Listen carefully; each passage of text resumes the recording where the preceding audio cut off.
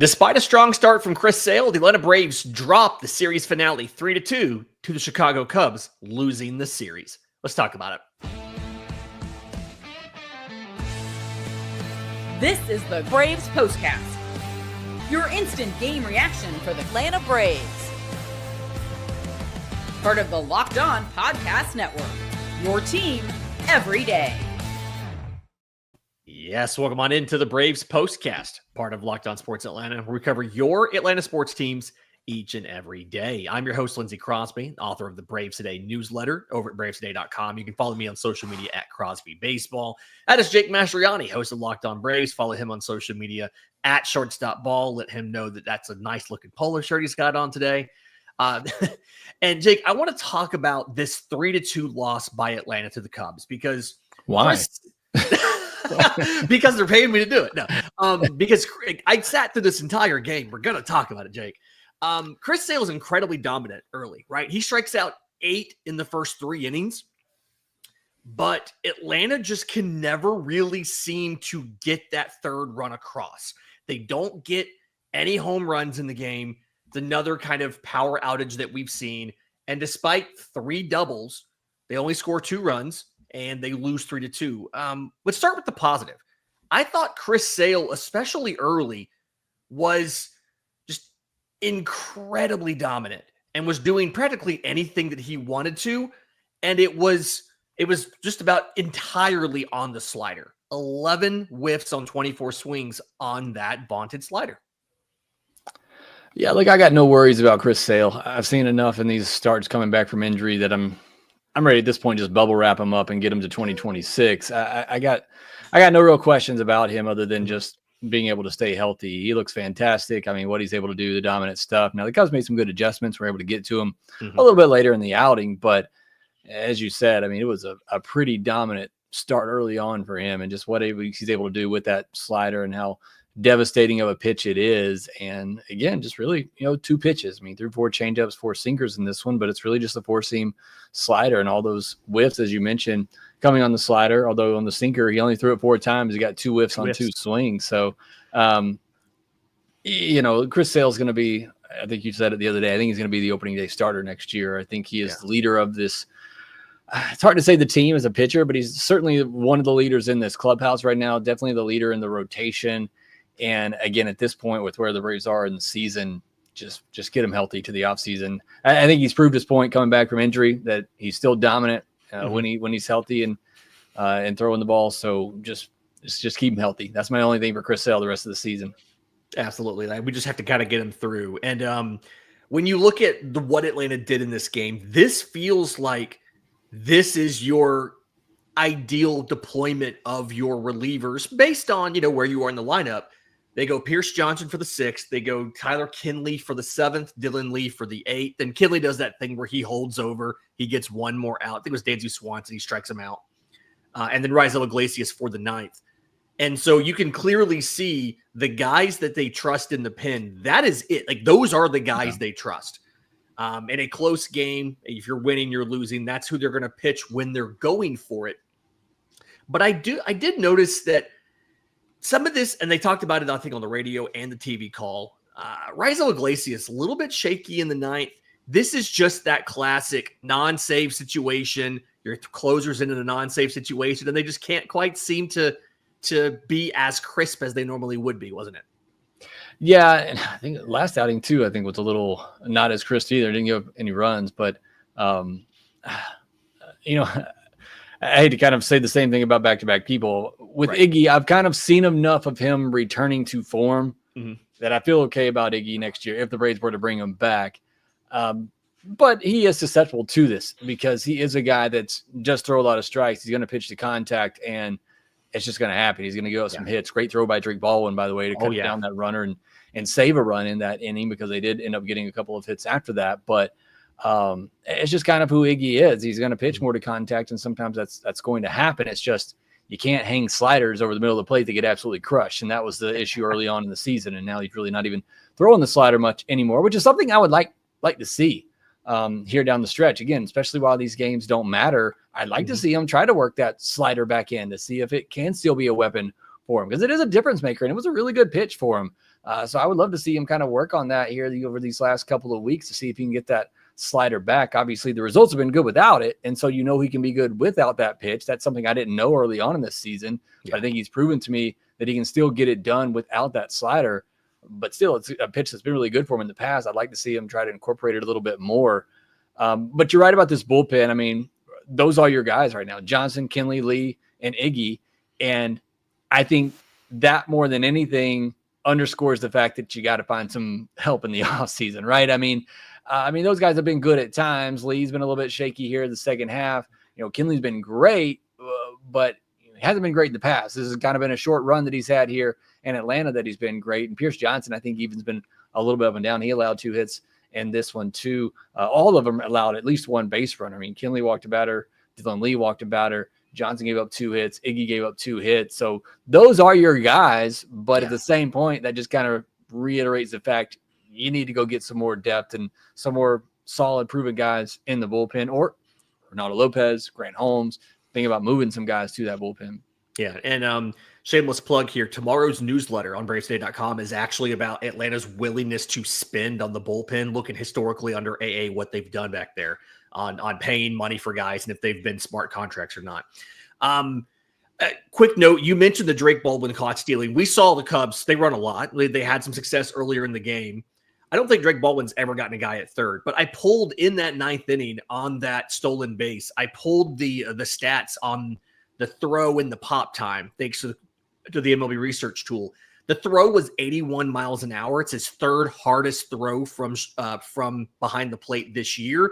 The pop time of 1.82 seconds was his fastest pop time of the season. So a lot of people have been worried about, hey, you're going to overuse Drake Baldwin if he catches almost every single day. It's been a long season. He's a rookie, et cetera, et cetera. He's able to be as good as he's been at any point in the season at moments. And I think it was clear he was a little bit not happy about the stolen base situations earlier in the game. He came up firing pretty stone-faced and cold and dart to make an out there.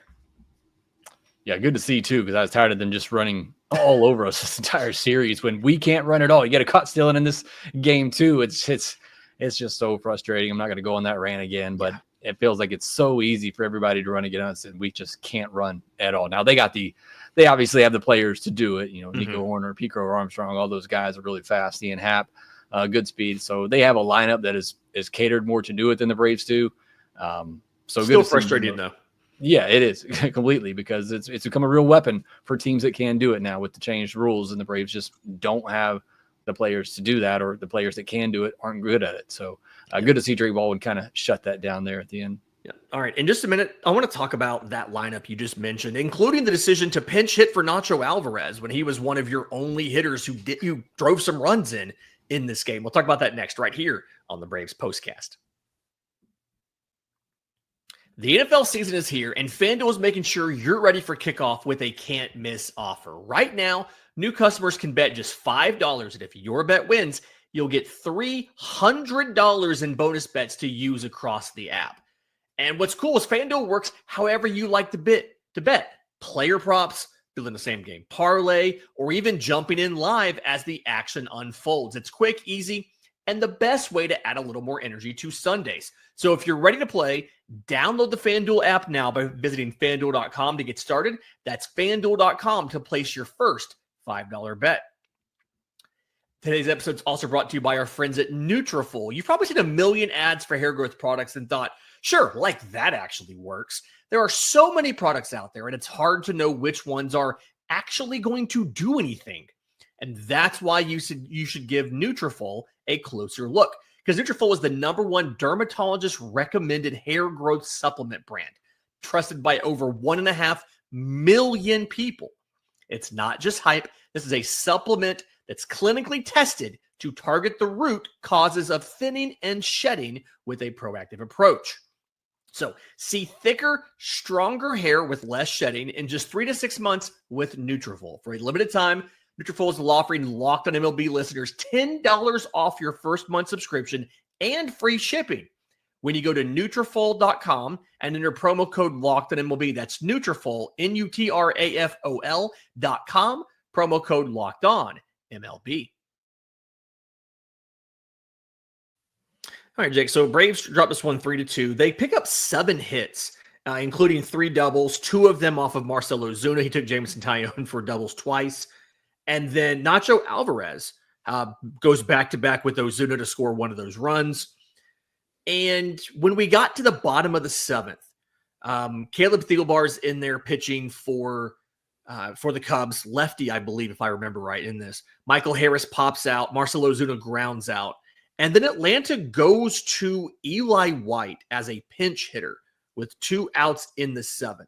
I know that Nacho on the whole this season hasn't been great, right? He is hitting 248. He's improved, but in the last 7 games, he's hitting 316. Going to Eli White means you don't really preserve any sort of handedness advantage, right? They're both right-handed hitters. Why would you pinch hit for Nacho Alvarez there? You ask me these impossible questions sometimes, Lindsay. It doesn't make sense to me. I was like, maybe Jake knows. Jake knows ball. Maybe Jake knows. Yeah, I mean, he did it the other week too, and it didn't even make sense then, just based on where we are and that it is a lost season.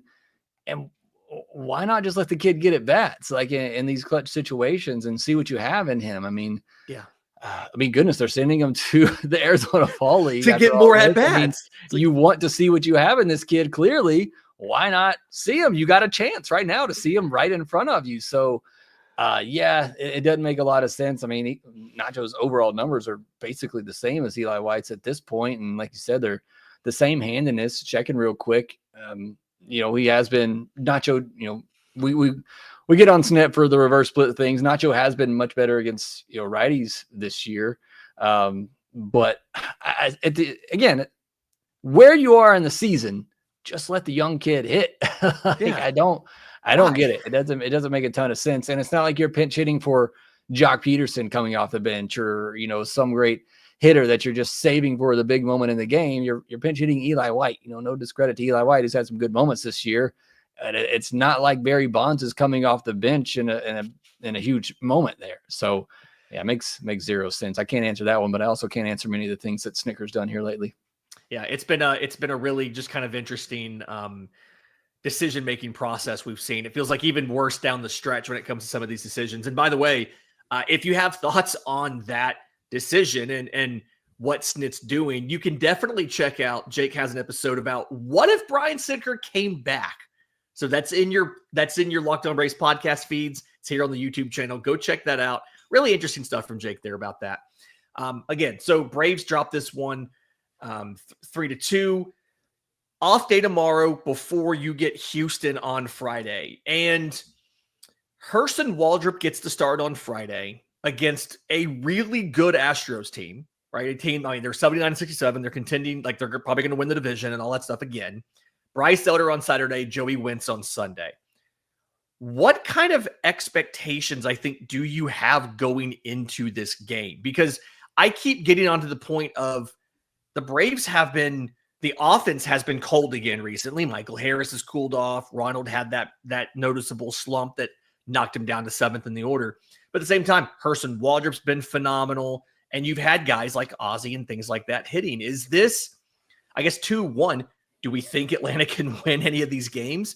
And 2, do you maybe finally see that Acuna, Profar, Olsen lineup that we've all been asking for since he signed in free agency? I don't know. Acuna went over 4 today. He might bat 7th in the next game. Who knows? Well, does he have to beat the Freeze to get back into the lineup? Is he going to get benched and have to beat the Freeze? Pull a hammy trying to beat the Freeze like some poor fella did the other day. Look, the thing you said too, I feel like the starting pitching at least has been pretty good over the last week or so. The bullpen been awful, especially in that Mariners series. Right now, it's the offense again that is really struggling. I mean, you look at this game, like you said, seven hits, 2 walks, only 7 strikeouts, 3 extra base hits, 2 for 7 with runners in scoring position. And it's not a terrible offensive line, but you only get 2 runs out of it. And so I feel like the offense is really what's been hurting them a lot here lately. 2 runs today, 1 run the day before, 4 runs the day before that, 2 before that, 2 before that, 4 before that. They haven't scored over 5 runs in quite a while. So that's really what's worrisome right now, because we all kind of thought this offense was turning things around. Now all of a sudden you're getting a Sale, you're getting good starts from Bryce Elder. You got a good starter here from Spencer Strider. Hurston Waldrop's obviously been really good. You feel like the starting pitching starting to get back into form here, and now the offense is falling apart and not producing. So it's just kind of 2025. Nothing's on the same page at the same time.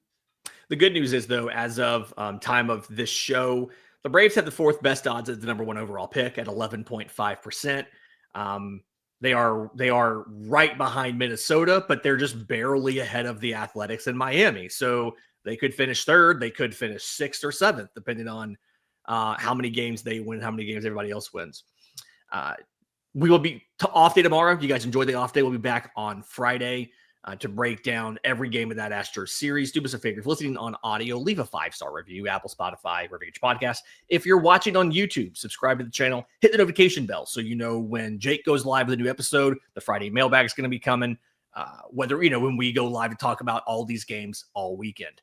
For Jake Mastroianni, I'm Lindsay Crosby. This has been the Braves Postcast.